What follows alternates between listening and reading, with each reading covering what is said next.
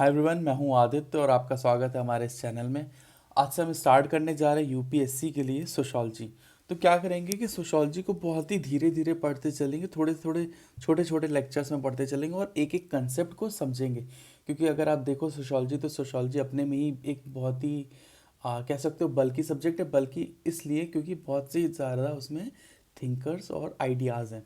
तो जब जहाँ पे थिंकर्स और आइडियाज़ आ जाते हैं तो उसकी कोई सीमा नहीं रहती, आप कितना भी सोच सकते हो, आप कितना भी लिख सकते हो। तो सबसे पहले स्टार्ट करते हैं सोशोलॉजी के सबसे बेसिक चीज़ से और समझते हैं कि सोशोलॉजी आई कहाँ से। ठीक है, सोशोलॉजी आई कहाँ से और सोशोलॉजी का जो है क्या, एक तरीके से ये समझे कि पनपी कहाँ से, लोगों ने सोशोलॉजी के बारे में बात कहाँ से करना चालू की। तो अगर हम सोशोलॉजी का यूपीएससी का अपना सिलेबस देखें तो उसका पहला टॉपिक जो है वो आता है मॉडर्निटी एंड सोशल चेंजेस का। और हम यहीं से ही इसकी स्टार्टिंग करेंगे। ठीक है, तो सबसे पहले समझते हैं कि सोशोलॉजी का एमर्जेंस कैसे हुआ। तो अगर तुम्हें सोशोलॉजी का एमर्जेंस समझना है तो तुम्हें जाना पड़ेगा यूरोप में। और यूरोप में कब जाना पड़ेगा, मतलब कि असलियत में नहीं जाना पड़ेगा, तुम्हें जाना पड़ेगा थोड़ा सा थिंकिंग को लेकर के अपनी, कि 16वीं 17वीं 18वीं शताब्दी में यूरोप में क्या हो रहा था। और यूरोप में बहुत सारे सोशल, इकोनॉमिक, पॉलिटिकल और इंटेलेक्चुअल ट्रांसफॉर्मेशंस हो रहे थे।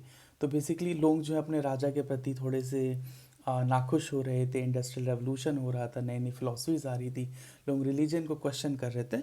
वहाँ से हमको थोड़ा सा समझना पड़ेगा कि आखिर ये हुआ क्या था। ठीक है, तो अगर जैसे मैंने बताया कि जेनेसिस जो है, जेनेसिस मतलब बिगनिंग ऑफ सोशोलॉजी कहाँ से होती है, तो उसके लिए हमको यूरोप में जाना पड़ेगा। यूरोप में एक बहुत ही ज़्यादा तरीके से 17वीं सेंचुरी से लेकर के 19वीं सेंचुरी के बीच में रैपिड सोशल चेंजेस हुआ, जो कि ड्रिवन बाय था इंडस्ट्रियलाइजेशन की वजह से। ठीक है, इंडस्ट्रियलाइजेशन की वजह से ड्रिवन था। इसकी वजह से जब इंडस्ट्रियलाइजेशन हुआ, लोग क्या कहते हैं, एग्रीकल्चर को छोड़ के चीज़ें बनाने में आ गए, इंडस्ट्री बनाने में आ गए। उसकी वजह से क्या हुआ कि लोग अपने गांव को छोड़ करके अर्बन एरियाज़ में आने लगे, अर्बनाइजेशन होने लगा, जिसकी वजह से कई कॉम्प्लेक्सिटी पैदा हुई। अब इस सारी बातों को हम आगे बात करेंगे कि बेसिकली थे क्या।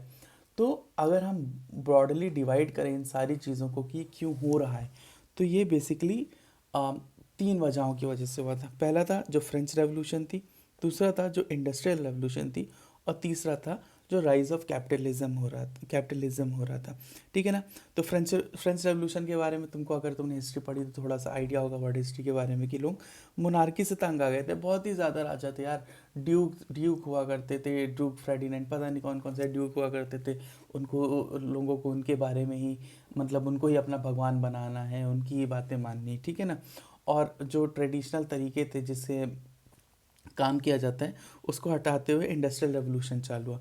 और फिर जब इंडस्ट्रियल रेवोल्यूशन और एक तरीके से कहो कि फ्रेंच रेवोल्यूशन और इंडस्ट्रियल रेवोल्यूशन का मिक्स हुआ, तो उसकी वजह से कैपिटलिज्म आया। कैपिटलिज्म मतलब कि जो पूंजीवाद है, कि लोगों को वेल्थ एक्यूमुलेट होने लगी, एक नई क्लास क्रिएट होने लगी। और ये सारी चीज़ों की वजह से एक मॉडर्न सोसाइटी डेवलप होने लगी। ठीक है, एक मॉडर्न सोसाइटी डेवलप होने लगी। तो जब ये मॉडर्न सोसाइटी डेवलप हुई, तो इसी एरा को कहते हैं कि एनलाइटमेंट आया। अब एनलाइटमेंट क्या है उसके बारे में हम आगे जानेंगे और पढ़ते रहेंगे एक एक स्टेप। तो मैं कुछ चीज़ें बताऊंगा। अब ये उसके पार्ट्स नहीं है, तुम ये समझो कि एक प्रोसेस है, कि पहले ए हो रहा है, फिर बी हो रहा है, फिर सी हो रहा है। ठीक है ना, कि पहले स्टेप 1 हुआ, ठीक है, फिर उसके बाद स्टेप 2 हुआ, फिर उसके बाद स्टेप 3 हुआ। ठीक है, तो वहाँ से फिर एनलाइटमेंट आई। ठीक है, तो अब सारी चीज़ें बदलते हैं, पढ़ते हैं इसके बारे में और देखते हैं कि क्या हुआ ऐसा कि जो समाज पूरी तरीके से बदल गया। अब सबसे पहली तो चीज़ ये है कि जब कोई भी चीज़ होती है तो उसके पीछे लोग करते हैं रीजनिंग, और एक रेशनल थॉट आता है कि भाई मेरी सोसाइटी में जो चल रहा है वो चल क्यों रहा है, और ये ऐसा ही चलना चाहिए था क्या।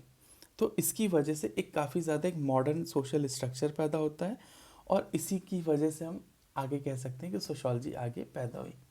ठीक है, तो सबसे पहले देखो चेंजेस आ रहे थे, सोसाइटल लेवल पे चेंज आ रहे थे, और लोगों के का एटीट्यूड बदल रहा था, एक नई क्लास डायनेमिक्स पैदा हो रही थी। तो सबसे पहले क्या हुआ कि लोग अपनी रिलीजियस अथॉरिटी को क्वेश्चन करने लगे, कि आखिर क्यों चर्च मुझे हर चीज़ पर क्वेश्चन करती है, मैं चर्च को क्वेश्चन क्यों नहीं कर सकता हूँ।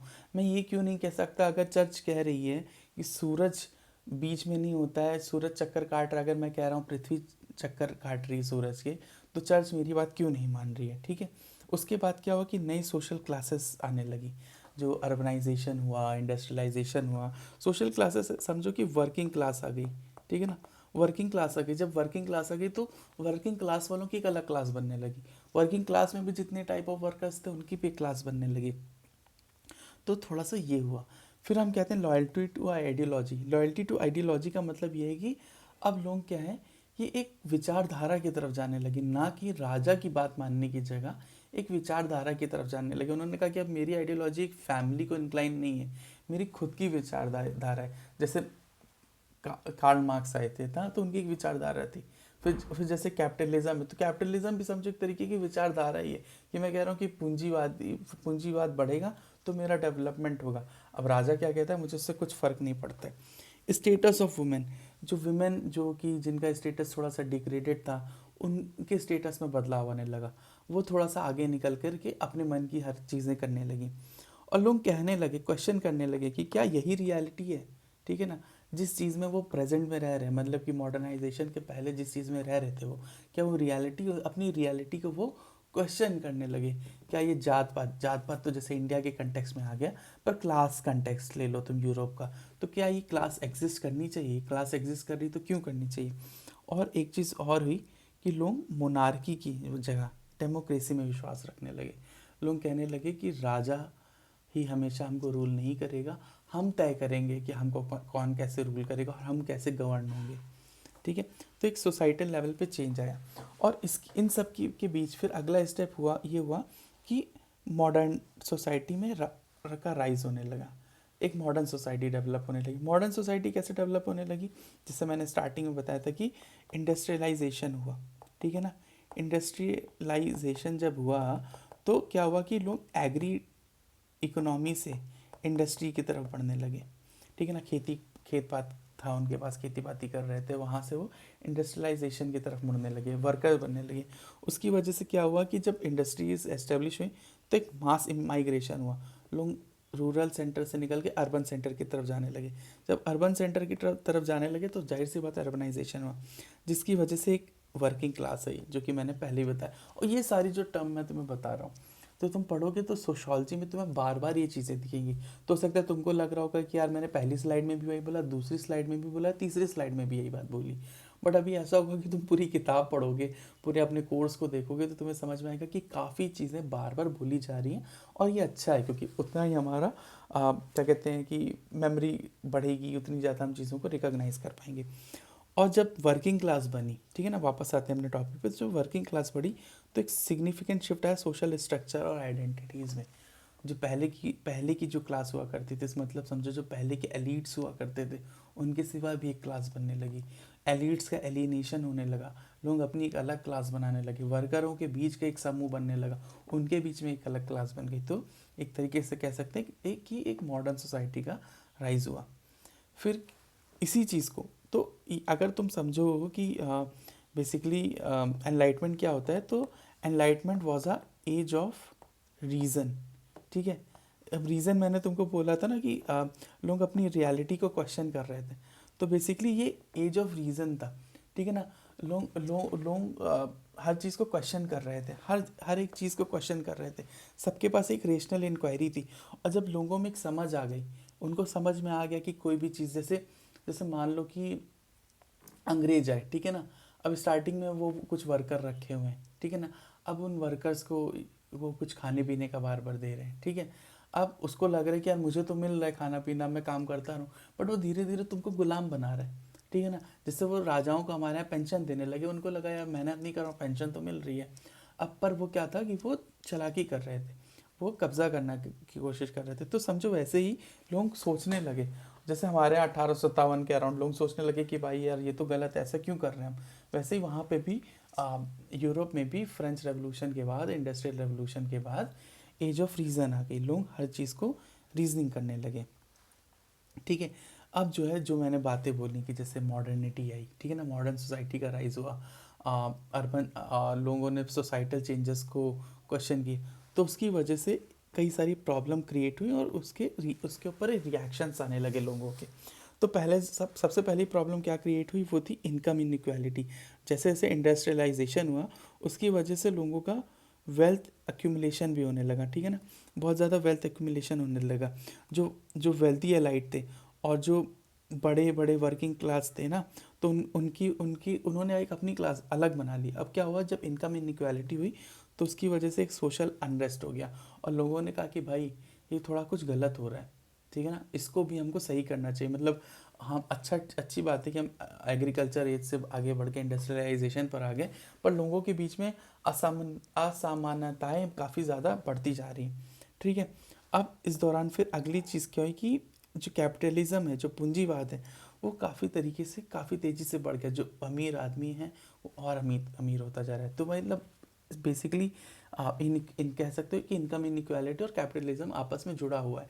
लोग पूंजीवादियों की तरफ जाने लगे, पूंजीपतियों की तरफ जाने लगे कि वेल्थ एक्यूमुलेट करो, इंडस्ट्री सेटअप करो, और इसकी वजह से एक बहुत बड़ी क्लास टेंशन बन गई, ठीक है। फिर कल्चरल डाइवर्सिटी हुई, तो जैसे मैंने बोला था कि नई क्लास बन रही थी, ठीक है। लोग जब माइग्रेट होकर के आ रहे थे अर्बन उसमें सोसाइटीज़ में, तो पहले पहले का जो मतलब समझो, पहले केवल गांव वाले गांव में रहते थे और शहर वाले शहर में रहते थे। अब गांव वाले शहर में आ गए, तो एक कॉम्प्लेक्स कल्चरल डाइवर्सिटी एग्जिस्ट होने लगी। जो तो क्या हुआ कि बहुत लोगों को लगा कि यार ये तो जो हमारे ट्रेडिशनल सोसाइटल नॉर्म्स है, कि मान लो यार जैसे इंडिया में ले लो, कि लोग कहते थे कि ये अपर कास्ट का मंदिर है, यहाँ पे अपर कास्ट ही जाएंगे, ठीक है ना। अब वहाँ पे धीरे धीरे हर कोई जाने लगा। तो समझो उसी तरीके से जो नॉर्मल नॉर्म्स थे, कल्चरल नॉर्म्स थे, उनको चैलेंज होने लगा। और साथ के साथ हालांकि एक तरीके से ये भी हुआ कि जैसे जब ट्रेन चालू हुई हमारे यहाँ, तो लोग आपस में क्या होता था कि अब जो ढेर सारे डिफरेंट कल्चर और कास्ट और क्लास के लोग थे, वो सब साथ में बैठने लगे, तो एक डाइवर्सिटी भी बनने लगी, ठीक है। और इस समय मतलब मौका आया कि अब इसको समझा जाए कि सोशल रिलेशनशिप क्या चल रही है लोगों के बीच में। और जैसे कि मैंने पहले बताया, अभी जस्ट बताया कि जो है क्या हुआ कि जो ट्रेडिशनल सोसाइटल नॉर्म्स थे वो हटने लगे। लोग इंडिविजुअलिज्म पे विश्वास रखने लगे। इंडिविजुअलिज्म मतलब खुद के बारे में सोचने लगे, भाई मैं क्यों जो है मेरा मतलब जो फ्यूडल लॉर्ड है, मैं उसके बारे में ही क्यों सोचूं, मुझे अपने बारे में भी तो सोचना है ना। मेरी भी तो कुछ आइडेंटिटी है ना, मैं भी तो मॉडर्न सोसाइटी का हिस्सा बनना चाहता हूँ। तो ये सारी चीज़ें होने लगी, तो कुछ प्रॉब्लम्स आई, और उनके प्रति जो बेसिकली मैं कह रहा हूँ, पहले प्रॉब्लम्स आई और उनके प्रति रिएक्शंस आने लगे, ठीक है। अब जब ये सारे रिएक्शंस आने लगे, तो कुछ लोग बैठे, जैसे आज मैं और आप बैठे हैं कि यार हमको सोशियो पढ़नी है, ठीक है ना। अब सोशियो कैसे पढ़ें, तो वैसे ही जब ये सारी चीज़ें हो रही थी कि कैपिटलिज्म बढ़ रहा है, इनइक्वालिटी बढ़ रही है, क्लास सिस्टम एक अलग टाइप का क्लास सिस्टम बनता जा रहा है, तो थिंकर्स आए और उन्होंने कहा कि यार ये जो मॉडर्नाइजेशन की वजह से चीज़ें हो रही हैं ना, इसके लिए हमको कुछ रिफॉर्म्स को एडवोकेट करना चाहिए, ताकि जो हमारी जो सोशल इक्विटी है वो बढ़े। लोग जो हैं जो ट्रांसफॉर्मेटिव इफेक्ट है इंडस्ट्रियलाइजेशन का और सोसाइटी पे, लोग उसको समझें, ठीक है। तो जैसे कि फॉर एग्जांपल हम ले लेते हैं कि कार्ल मार्क्स ने पढ़ा कि कैपिटलिज्म के बारे में, और उन्होंने कहा कि यार कैपिटलिज्म का तो बहुत ही एडवर्स इम्पैक्ट है लेबर क्लास में, और इसके लिए हमको कुछ रिफॉर्म्स लाने चाहिए, ठीक है ना। नए नए लेबर, समझो दुनिया भर के जितने भी लेबर लॉज हैं, वो मार्क्स की फ़िलॉसफी से कहीं ना कहीं आते हैं, ठीक है ना, कि कलेक्टिव बार्गेनिंग होनी चाहिए। ऐसे मतलब मेरा लेबर दिन में भर 24 घंटे काम नहीं कर सकता है, उसको 5 घंटे के काम का एक आराम दो। एक जैसे हमारे यहाँ के जो लेबर लॉज बनते हैं, राइट, कि एक शिफ्ट बनाओ उसकी। तो ये सारी चीज़ें कार्ल मार्क्स ने पढ़ी कि कैपिटलिज्म का क्या प्रभाव हो रहा है हमारी लेबर क्लास पे। वैसे ही हमारे जो एमाइल डर्किम थे, एमाइल डर्किम बहुत ही इंपॉर्टेंट है। हम जब भी एमाइल डर्किम का नाम पढ़ेंगे पूरे सोशियो में, हम उनको नोट करते चलेंगे कि एमाइल डर्किम ने ये कहा, अच्छा एमाइल डर्किम ने ये भी कहा। तो मुझे लगता है एमाइल डर्किम एक ऐसे कह सकते हो सोशोलॉजिस्ट हैं, फिलोसफर हैं, एंथ्रोपोलॉजिस्ट हैं, कि आप उनको किसी भी सब्जेक्ट में पढ़ रहे हो, उनका एक अलग से नोट्स बनाते चलो, ठीक है ना। तो उन्होंने कहा कि जो सोशल इंस्टीट्यूशंस हैं उनकी भी एक इम्पॉर्टेंस है, और उनकी इम्पोर्टेंस क्या है कि वो एक ऑर्डर मेंटेन करके चलते हैं। तो जैसे मान लो कि जैसे हमारी सोसाइटी में मान लो मंदिर है, अब हर मोहल्ले में एक मंदिर होता है, ठीक है ना। और यूपी में ख़ास तौर से एक शहर में एक बड़ा मंदिर होता है, और एक वो बड़ा मंदिर जो है कई सारी चीज़ों को कंट्रोल करता है, मैं से एक एग्जांपल बस दे रहा हूँ, ठीक है ना। जैसे मुस्लिम कल्चर में देख लो कि मस्जिदें होती हैं, उसमें मंदिर वहाँ के एक सोशल ऑर्डर को मेंटेन करके रखती। तो ऐसे ही उन्होंने कहा कि जो इंस्टीट्यूशंस है वो एक ऑर्डर मेंटेन करके चलते हैं। और फिर जब ये सारी चीज़ों पे वो सोचने लगे तो उन्होंने कहा कि यार हमको जो है सारी चीज़ें पढ़नी चाहिए सोसाइटी के बारे में, कि फैमिली के स्ट्रक्चर में क्या चेंज हो रहा है, जेंडर रोल में क्या चेंज हो रहा है। और उन्होंने कहा कि मल्टी कल्चरलिज्म और मतलब कि ढेर सारे कल्चर्स को और साथ के साथ उन कल्चर्स का टॉलरेंस भी होना चाहिए। ऐसा नहीं है कि यार मैं मान लो मेरी सोसाइटी या मेरी सोसाइटी में कोई और बाहर से आ गया, मैं उसको एक्सेप्ट नहीं करूँगा। तो मुझे पढ़ना चाहिए, पहले समझना चाहिए कि मैं दूसरी सोसाइटी के लोगों के साथ इंटर मिंगल कैसे करूँगा, और मेरे अंदर टॉलरेंस भी होना चाहिए। तो ये सारी चीज़ें वो सोल्यूशन में पढ़ने लगे। अब क्या हुआ कि ये बहुत ही इंपॉर्टेंट टर्म है। तो सोशोलॉजी को ना बॉडी ऑफ नॉलेज कहते हैं। और बॉडी ऑफ नॉलेज इसलिए कहते हैं क्योंकि तुम खुद पढ़ोगे कि तुम पूरे सोशोलॉजी में इतनी सारी नॉलेज वाली चीज़ें पढ़ रहे हो, और नॉलेज वाली चीज़ें एज इन कि बहुत सारे तुम थिंकर्स को देखो कि नई नई चीज़ें ला रहे हैं, तो उसको बॉडी ऑफ नॉलेज कहते हैं। और हम देखेंगे कि वो बॉडी ऑफ नॉलेज बढ़ी कैसे। तो क्या हुआ कि जो मॉडर्निटी हुई, जो मॉडर्निटी बढ़ रही थी, तो सोशोलॉजी एज अ डिसिप्लिन बढ़ने लगी। अब लोग उसको समझने के लिए कि और अच्छे से मैं समझूं, या क्या ट्राइबल इम्पैक्ट पड़ रहा होगा, किसी क्या कहते हैं किसी क्लास पे क्या इम्पैक्ट पड़ रहा होगा, किसी जेंडर पे क्या इम्पैक्ट पड़ रहा होगा, उसको समझने के लिए नए नए मेथड आने लगे। तो कुछ एम्पिरिकल रिसर्च करने लगे, मतलब एक्सपेरिमेंटल, साथ में मिल के रिसर्च करने लगे, डेटा कलेक्ट करने लगे, और उन डेटा के बेसिस पे थ्योरीज डेवलप करने लगे, ठीक है ना। फिर कई सारे फिलोसफिकल मूवमेंट है, जैसे कि पॉजिटिविज्म। पॉजिटिविज्म का मतलब वो पॉजिटिविज्म नहीं जो तुम समझ रहे हो कि बी पॉजिटिव, वो नहीं है। पॉजिटिविज्म एक अलग मेथड है सोशोलॉजी में, उसको हम आगे पढ़ेंगे, और एक काफ़ी इंपॉर्टेंट मेथड है, ठीक है। यूटिलिटेरियनिज्म आने लगा कि ओवरऑल जितने भी लोग एग्जिस्ट करते हैं दुनिया जहान में, उनका ओवरऑल मेजॉरिटी ऑफ लोगों का कैसे हैप्पीनेस मिले, ठीक है ना। फिर सोशल डार्विनिज्म आने लगा कि जो हमारे डार्विन थे, चार्ल्स डार्विन, ठीक है ना। चार्ल्स डार्विन तुमने एंथ्रो में पढ़ा होगा, तुमने बायोलॉजी में पढ़ा होगा। तो डार्विन के जो प्रिंसिपल थे, डार्विन ने जो थ्योरी दी थी वो सोशल कैसे लग रही है, ठीक है ना। तो ये सारी चीज़ों ने सोशोलॉजी की डेवलपमेंट की तरफ कंट्रीब्यूट किया। फिर कई सारे थिंकर्स आए जिसमें कॉम्टे थे, डर्किम थे। कॉम्टे बहुत इंपॉर्टेंट, डर्किम, वेबर, मार्क्स, ये सारे थिंकर तुमको बार बार दिखेंगे। इसीलिए मैं कह रहा हूँ कि एक कॉपी कलम अपने पास रख लो, जहाँ पे भी तुम पढ़ो। एमिली डर्किम, या एमाइल डर्किम, जो भी नाम है उनका, जैसे भी प्रोनाउंस करते हो, उन्होंने क्या कहा उसको नोट कर लो, ठीक है। मार्क्स बहुत इंपॉर्टेंट है सोशोलॉजी के लिए। मार्क्स ने जो कहा तुरंत पढ़ लो, ठीक है ना। ये सारी चीज़ें कर लो। तो जब भी यूरोप में जो भी सोशल चेंजेस आ रहे थे, तो उन्होंने क्या कहते हैं सारे थिंकर्स ने अपनी कई सारी क्या कहते हैं थ्योरीज बनाई, जिसकी वजह से सोशोलॉजी की एक फाउंडेशन रखी गई, ठीक है ना। अब फिर सोशोलॉजी की एम क्या बनी? सोशोलॉजी की एम ये बनी कि वो, जैसे हम बात करें कि सोसाइटी के बारे में पढ़ेंगे, सोसाइटी के स्ट्रक्चर्स के बारे में पढ़ेंगे, कुछ साइंटिफिक मेथड को प्रोसेस और रिसर्च करेंगे, और अंडरस्टैंड करेंगे कि सोशल इंट्रैक्शन क्या क्या होता है, सोशल इंट्रैक्शन कैसे होता है, और उसकी वजह से सोसाइटी में चेंजेस क्या आते हैं, और वो जो चेंजेस आ रहे हैं उनके पीछे का कोई और रीज़न भी है क्या, ठीक है ना। तो बेसिकली सोशोलॉजी एमर्ज हुई to study complex interaction structures and institutions of modern society. और जब ये सारी चीज़ें हुई, तो हमारे जो ऑगस्ट कॉम्टे हैं, ठीक है ना, ऑगस्ट कॉम्टे, तो ऑगस्ट कॉम्टे को फादर ऑफ सोशोलॉजी बोला जाता है, जिन्होंने ये सारी चीज़ें क्या कहते हैं पढ़ने के बाद, समझने के बाद एक टर्म कॉइन किया, जिसका नाम था सोशियोलॉजी। तो बेसिकली सोशियोलॉजी का जो नाम है वो ऑगस्ट कॉम्टे ही ने रखा, और यहाँ से sociology as a body of knowledge आगे बढ़ी। और उसके बाद कई सारे थिंकर्स आते गए, उस पर रिसर्च करते गए, और बहुत सारी चीज़ हुई, ठीक है। तो ये एक बेसिक सी चीज़ हो गई जो हमने सोशियोलॉजी के इंट्रोडक्शन में पढ़ा। अगले चैप्टर में हम थोड़ा सा पढ़ेंगे कि थोड़ा थोड़ा बेस बनाते चलेंगे, राइट। तो अगले इस चैप्टर में हमने जैसे पढ़ा कि ये मॉडर्निटी और सोशल चेंजेस के बारे में पढ़ा।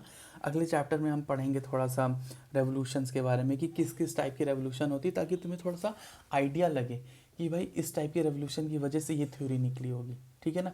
और फिर हम धीरे धीरे प्रॉपर एनलाइटमेंट क्या होता है, मॉडर्निटी क्या होती है, और थिंकर्स के बारे में फिर धीरे धीरे पढ़ेंगे।